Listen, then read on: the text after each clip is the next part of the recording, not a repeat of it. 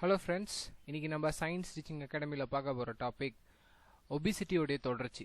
Obesity பற்றி இதுக்கு முன்னாடி பார்த்தோம். இப்போ ஒபிசிட்டியில் ஒபிசிட்டி நமக்கு என்ன செய்ய போகுது, ஒபிசிட்டி லீட்ஸ் டு வாட், என்ன பிரச்சனை, இதை பற்றியே நம்ம ரொம்ப தெளிவாக பேசணுன்றது தான் இன்றைக்கி நம்ம பார்க்க போகிறோம். ஒபிசிட்டி நம்முடைய வாழ்நாளையே குறைக்குது. ஸோ இந்த முக்கியமான கான்செப்ட் நம்ம எப்படி விளக்க போகிறோம் அப்படின்னா, ஒரு மாட்ரேட் ஒபீஸ், உடனே மாட்ரேட் ஒபீஸ்னா என்னன்னு கேள்வி கேட்க தோணும் இல்லையா? அதுக்கு தான் பிஎம்ஐ 30லேருந்து 34.99 உள்ளவங்க தான் நம்ம மாட்ரேட் ஒபீஸ் அப்படின்னு சொல்கிறோம். பிஎம்ஐனா என்ன? Body mass index. அதுக்கான ஃபார்முலா நம்ம ஏற்கனவே பழைய லெக்சரில் பார்த்துருக்கோம். டவுட் உள்ளவங்க அதை ஒரு வாட்டி பார்த்துட்டிங்கன்னா உங்களுக்கு ஈஸியாக இருக்கும். ஒரு மாட்ரேட் ஒபீஸாக உள்ள ஒரு ஆளுடைய ஆயுட்காலம் 2லேருந்து 5 வருஷம் வரைக்கும் குறையுது. ஸோ அதான் இதனுடைய ஃபர்ஸ்ட் பாயிண்ட்டை நம்ம சொல்கிறோம். ரொம்ப குண்டாருனா என்ன பிரச்சனை அப்படின்னா, நம்முடைய ஆயுட்காலமே குறையுது.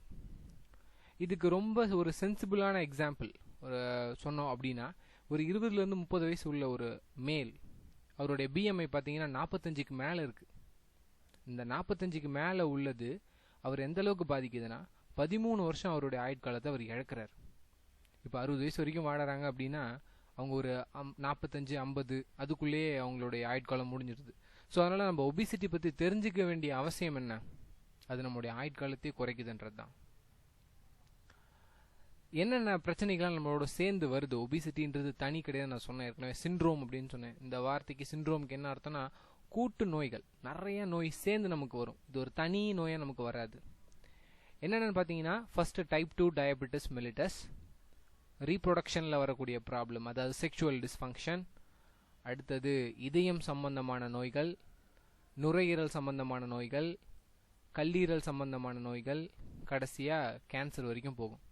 இப்போ இதில் இந்த இத்தனை பிரச்சனையில் நம்ம இந்த டைப் 2 டயபெட்டிஸ் மெலிட்டஸை பற்றியும், ரீப்ரொடக்ஷன் பற்றியும், இந்த செக்ஷுவல் ப்ராப்ளத்தை பற்றியும் இந்த ஸ்லைடில் நம்ம பார்க்க போகிறோம். டயபெட்டிஸ் அண்ட் ஒபிசிட்டியை எப்படி நம்ம ரிலேட் பண்ண போகிறோம் அப்படின்னா, ரொம்ப சிம்பிள். ஃபஸ்ட்டு, இன்சுலின் ரெசிஸ்டன்ஸ் அப்படின்னா என்ன? இன்சுலின் அப்படின்றது ஒரு ஹார்மோன், ஒரு கெமிக்கல். இந்த ஹார்மோன் தான் நம்ம சாப்பிட்ற சாப்பாட்டில் இருக்க குளுக்கோஸை செல்லுக்குள்ளே கொண்டு போகுது. ஆக மட்டும் நம்மளுடைய எனர்ஜியே எதனால் வருது அப்படின்னா, இன்சுலினால் வருது. ரொம்ப குண்டா உள்ளவங்களுக்கு இந்த இன்சுலினில் வரக்கூடிய ப்ராப்ளத்தால் அவங்க எனர்ஜியே கிடைக்காத அளவுக்கு போயிடுறாங்க. ஸோ நம்ம இதை ரிலேட் பண்ணுறோம். இப்போ அடுத்தடுத்து சொல்கிற பாயிண்ட்லாம் கேட்டுக்கிட்டே வாங்க. இந்த கன்ஃபியூஷனான ஒரு விஷயத்த ஒரு படம் போட்டு நம்ம விளக்குறோம் அடுத்த ஸ்லைட்லேயே. ஸோ அப்படியே தொடர்ந்து கேட்டுக்கிட்டே இருந்தீங்கன்னா புரியும். மெட்டபாலிக் சிண்ட்ரோம் அப்படின்றத நம்ம ஒரு கோர்வையாக சொல்கிறோம் மொத்தமாக. Hyper insulinemia, so increased secretion of insulin, insulin ரத்தத்தில் அதிகமாக இருக்குது. டிஸ்லிபிடீமியானா என்ன அர்த்தம்னா, கொழுப்பு ரத்தத்தில் அதிகமான அளவோ இல்லை கெட்ட கொழுப்பு அதிகமான அளவோ இருக்குன்னு நம்ம எடுத்துக்கலாம். அடுத்தது குளுக்கோஸ் இன்டாலரன்ஸ்னா, குளுக்கோஸ் பிளட்டில் அதிகமாக இருக்குது, ரத்தத்தில் குளுக்கோஸுடைய அளவு அதிகமாக இருக்குது. அடுத்தது ஹைப்பர் டென்ஷன். இது எல்லாத்தாலையும் நமக்கு வர தொல்லை ஹைப்பர் டென்ஷன். சரி, இதை பார்த்தீங்கன்னா ஒரு 4-5 டிசீஸ் மாதிரி தெரியுது இல்லையா? இது எப்படி ஒன்னோட ஒன்று தொடர்பு படுத்துறது? குண்டா இருக்கிறவங்களுக்கு இவ்வளோ நோய் வரும்னு சொல்லிட்டோம் இல்லையா? இது எப்படி ஒரு தொடர்பு படுத்தி நம்ம எப்படி புரிஞ்சுக்கலாம் அப்படின்னா, இந்த படத்தை பார்த்தீங்கன்னா உங்களுக்கு புரியும். இதில் இந்த ஐலட்ஸ் ஆஃப் பேங்க்ரியாஸ், இது எங்கே இருக்குது? இது பேர் நமக்கு பேங்க்ரியாஸ்னு சொல்கிறோம் இல்லையா? கணையம் அப்படின்னு சொல்கிறோம். இந்த கணையத்தில் வால் பகுதி இருக்கு இல்லையா? இந்த வால் பகுதியில் தான் நமக்கு இன்சுலின் செக்ரேட் ஆகுது. இந்த பச்சை கலர் புள்ளி புள்ளியாக இருக்கிறது எல்லாமே ஐலட்ஸ் அப்படின்ற வார்த்தைக்கு என்ன அர்த்தம்னா, திட்டுக்கள்னு அர்த்தம். ஸோ இன்சுலின் உற்பத்தி பண்ணுற செல் எல்லாமே திட்டாக இருக்குது. இதுதான் ரத்தத்தில் செக்ரேட் பண்ணுது இன்சுலினை. இந்த பச்சை கலர் புள்ளி இருக்குல்ல சென்டரில், இதுதான் இன்சுலின். நார்மலாக இந்த இன்சுலின் எப்படி இருக்குன்னா, நேராக இந்த பிளட் வழியாக வெளில இந்த ரிசப்டாரில் உட்காரணும். இந்த ரிசப்டார் என்ன ரிசப்டார்னா, குளுக்கோஸுக்கான ரிசப்டார், இன்சுலினுக்கான ரிசப்டார். புரியுதுங்களா? அப்போ இதுனது ஒரு நார்மல் செல். ஒரு நார்மல் செல் மேலே இன்சுலினுக்கான ரிசப்டார் இருக்குது. ரத்தத்தில் உள்ள இன்சுலின் நேராக இதில் உட்காந்து இதுக்குள்ளே போய் ஒரு சில வேலைகள் செய்யும். நான் ஏற்கனவே சொன்னேன், இன்சுலின் எதுக்கு தேவை? குளுக்கோஸ்க்கு தேவை. குளுக்கோஸ் எங்கேருந்து வருதுன்னா, நம்ம சாப்பிட்ற சாப்பாட்டிலேருந்து வருது. அந்த குளுக்கோஸும் இதே ரத்தத்தில் தான் கலக்குது. அப்போ இந்த ரத்தத்தில் கலக்கிற குளுக்கோஸை இன்சுலின் கரெக்டாக இந்த செல்லுக்குள்ளே கொண்டு சேர்க்குது. இதுதான் நார்மலான வேலை. ஸோ இப்போ நமக்கு இன்சுலின் எங்கே செக்ரேட் ஆகுதுன்னு தெரியும், அது ரத்தத்துக்கு எப்படி வருதுன்னு தெரியும், வந்ததுக்கப்புறம் அது எந்த ரிசெப்டாரில் போய் உட்கார போகுது, செல்லுக்குள்ளே எப்படி போகுதுன்றது ஓரளவுக்கு நமக்கு தெரியும். இப்போ மற்ற இந்த படத்தை பற்றி ஒரு ஜென்ரலான ஒரு விஷயத்தை நம்ம பார்த்துட்டு அடுத்து டீப்பாக போவோம்.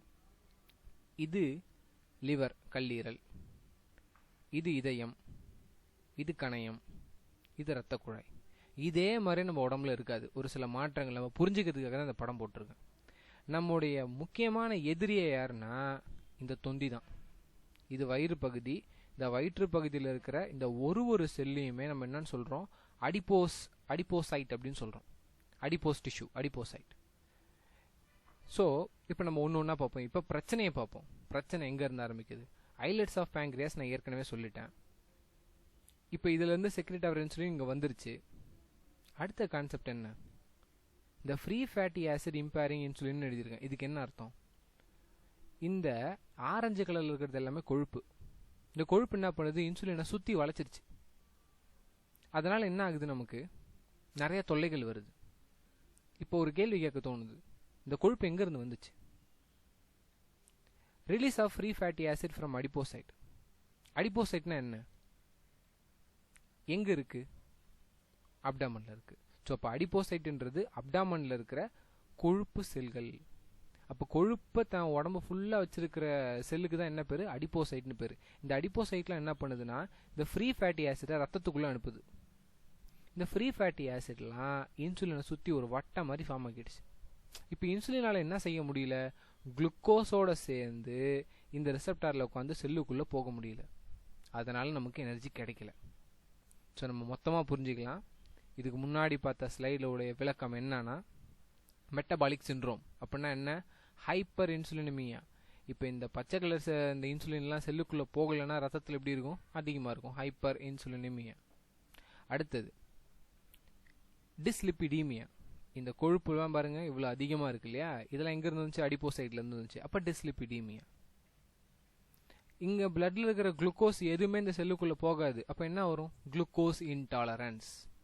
ஸோ அப்போ இன்சுலினுடைய உற்பத்தி இருந்தால் கூட அது போய் இந்த ரிசெப்டாரில் ஒர்க் பண்ணலன்றதான் நம்ம ரெசிஸ்டன்ட்னு சொல்கிறது தான் ஏற்கனவே சொல்லிட்டோம். இன்சுலின் ரெசிஸ்டன்ட் அப்படின்னு. இன்சுலினால் செல்லுக்குள்ளே போக முடியல.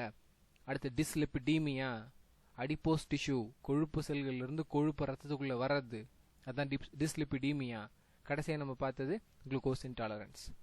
ஓகே, அடுத்ததா ரீப்ரொடக்ஷனில் என்ன தொல்லை? நம்ம ஏற்கனவே பார்த்துட்டோம் எப்படி டயபெட்டிஸ் வருது. இப்போ இதுக்கு முன்னாடி பார்த்தது எல்லாமே டயபெட்டிஸ் எப்படி வருது, அதனால் வரக்கூடிய பிரச்சனைகள். இப்போ ரீப்ரொடக்ஷனில் என்ன தொல்லை? ஆண்களுக்கு ஹைப்போகொனாடிசம், அதாவது ஹார்மோன் உற்பத்தியே மாறுது. ஆண்களுக்கான ஹார்மோன் வந்து ஆண்ட்ரோஜன், பெண்களுக்கான ஹார்மோன் வந்து எஸ்ட்ரோஜன். இந்த ஆண்களுக்கான ஹார்மோனில் ஒரு சில தொல்லைகள் வருது. அது என்னன்னு அடுத்தடுத்து பார்ப்போம். அதாவது எந்த ஒரு ஆண்மகன் வந்து தான் வெயிட்டை விட 160% அதிகமாக இருக்காருன்னு வச்சுக்கோங்க, டபுளில் விட கொஞ்சம் அதிகமாக இருந்தாருன்னா அவருக்கு இந்த பிரச்சனை வருது. என்னன்னா இந்த படத்தை பார்த்தீங்கன்னா தெளிவாக இருக்கும். இது வந்து ஒரு நல்ல பிரிஸ்கான ஆண்மகன் அப்படின்னா இவருக்கு பேசிக்காக ஒரு சில விஷயங்கள்லாம் தேவை. அதில் பார்த்தீங்கன்னா இந்த பிளட் வெசல்ஸில், அவருடைய ரத்தத்தில் ஹார்மோனுடைய அளவு அதிகமாக இருக்கும். எந்த ஹார்மோன்னா ஆண்ட்ரோஜன். அந்த ஆண்ட்ரோஜனுடைய ஆக்டிவிட்டி தான் ஆணாவே தீர்மானிக்கும், பெண்ணுக்கு எஸ்ட்ரோஜன் தீர்மானிக்கும்.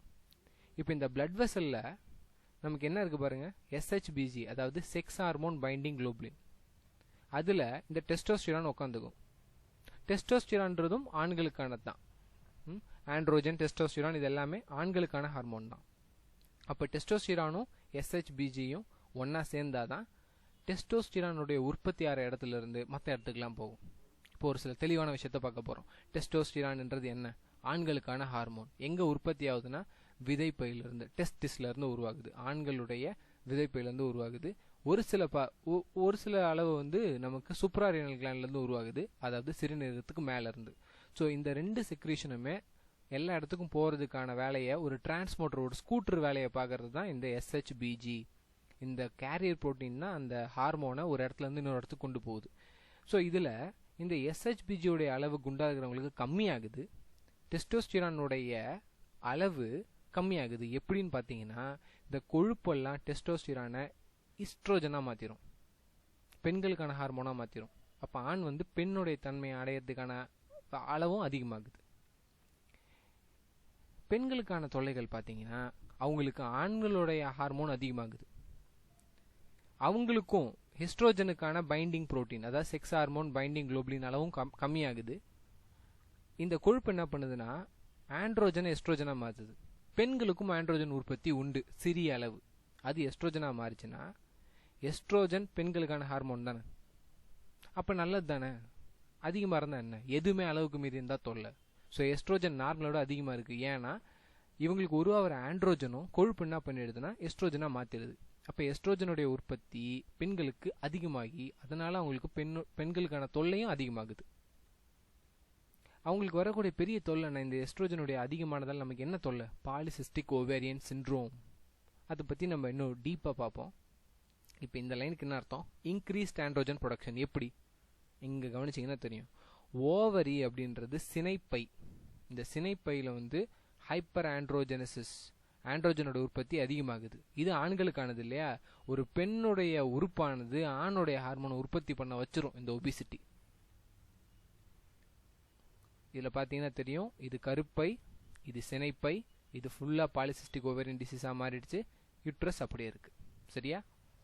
ஸோ அப்போ பெண்களுக்கு வரக்கூடிய நோய் பார்த்தீங்கன்னா பாலிசிஸ்டிக் ஓவேரியன் டிசீஸ். இதனால் நமக்கு குழந்தை பிறக்காமல் கூட போகலாம். மிகப்பெரிய தொல்லைகள் இருக்குது. ஸோ நம்ம இப்போ இந்த இதுலேருந்து என்ன தெரிஞ்சுக்கணும்னா, இவ்வளோ வெயிட் நமக்கு வேணாம்.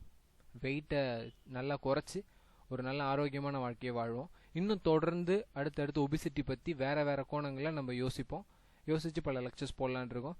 So thank you friends. So please avoid this size.